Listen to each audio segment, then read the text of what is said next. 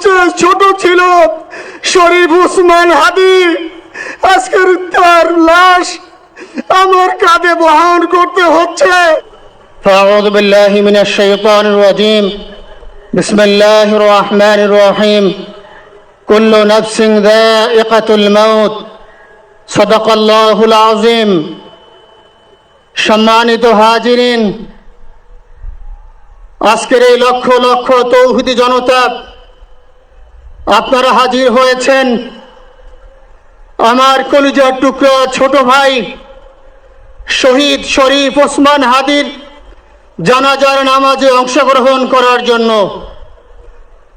সম্মানিত হাজিরিন, আপনারা জানেন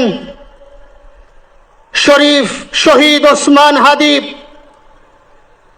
তিনি স্বাধীনতার সার্বভৌমত্ব রক্ষার জন্য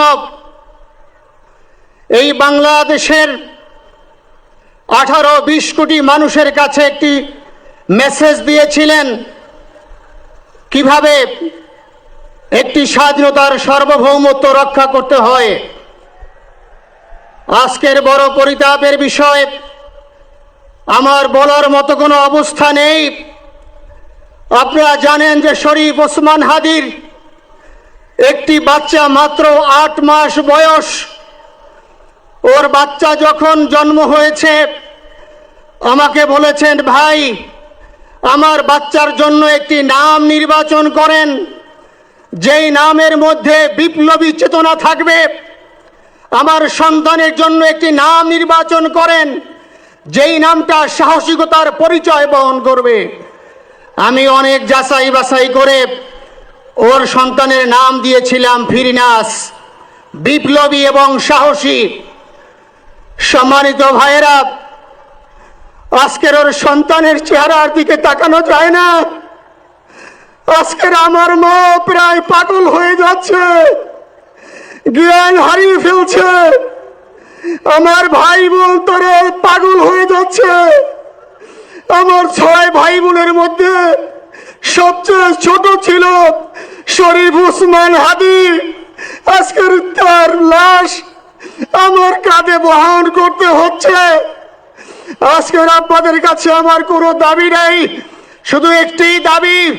7 থেকে 8 দিন হয়ে গেল দিবালোকে প্রকাশ্যে রাজধানী ঢাকায় জুমার নামাজের পরে খুনি প্রকাশ্যে গুলি করে যদি পার পেয়ে যায়, এর চেয়ে লজ্জার আমাদের আর কিছু নাই। যদি বর্ডার পাস হয়ে যায়, 5 থেকে 7 ঘন্টা সময় তারা কেমন করে গেল, এই প্রশ্ন জাতির কাছে রেখে গেলাম।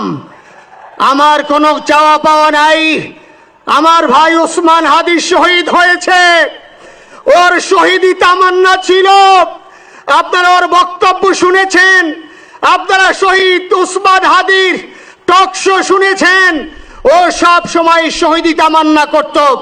হয়তো আল্লাহ তাআলা ওর শহীদি সেই মত নসিব করে দিয়েছেন। কিন্তু আপনাদের কাছে আমি এই ঋণ কোনোদিন আমি ছাড়ব না। আমার ভাই শরীফ ওসমান হাদির বিচার যেন প্রকাশ্যে এই বাংলার জমিনে আমরা দেখতে পারি। ভাইরা আমার, 7-8 দিন হলো, এখনো পর্যন্ত আমরা কিছুই করতে পারলাম না। এই দুঃখে কলিজা ছিঁড়ে যাচ্ছে। আমরা ওসমান হাদির জন্য দোয়া করি, আমরা ওর সন্তান ওর স্ত্রীর জন্য দোয়া করি। ওর সন্তান মাত্র 8 মাস বয়স। গতকালকে যখন ওর কাছে নিয়ে আসছে, সবাই বাবাকে দেখাবে ওসমান হাদিকে। আমি বললাম কি লাভ হবে, ও তো কোনোদিন ওর বাবার চেহারা কথা বলতে পারবে না। ওর ছেলে আর কোনোদিন জানবে না যে আমার বাবা কেমন ছিল। ভাইরা আমার, ওসমান হাদি আর ফিরে আসবে না। ওসমান, তুমি দেখে যাও, লক্ষ লক্ষ জনতা, তৌহিদি জনতা তোমার জন্য পাগল।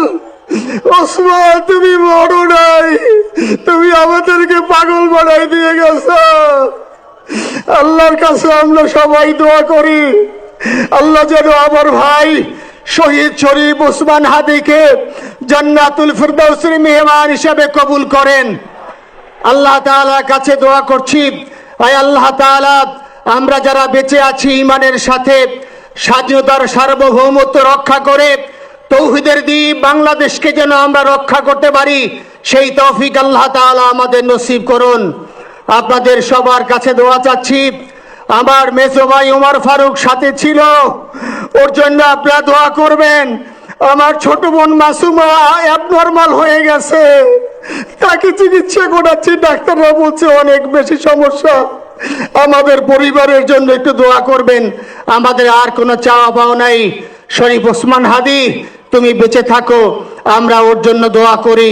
আল্লাহ তাআলা শরীফ ওসমান হাদিকে জান্নাতের সর্বোচ্চ মাকাম নসিব করুন। আমিন। আসসালামু আলাইকুম ওয়া রাহমাতুল্লাহি ওয়া বারাকাতুহু।